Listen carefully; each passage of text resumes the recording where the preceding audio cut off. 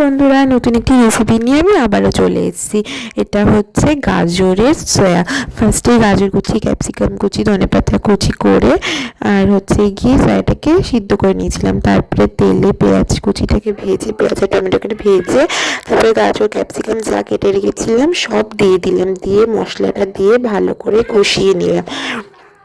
তারপরে আমি হচ্ছে কি একটু বাঁধাকপি দিয়েছিলাম, ওটার মধ্যে একটু ভালো লাগে, বেশ একটা ভালো ফ্লেভার আসে। তারপরে হলুদ গুঁড়ো, লঙ্কার গুঁড়ো, জিরে গুঁড়ো দিয়ে দুটো কাঁচা লঙ্কা এভাবে কেটে দিয়েছিলাম।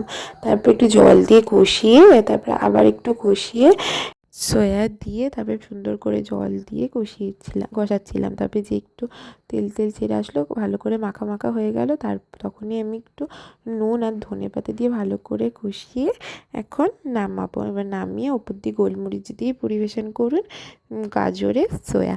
বাচ্চারা কিন্তু এটা খুব ভালোভাবে খাবে। তোমরা সবাই বানিয়ে বলো কেমন হয়েছে।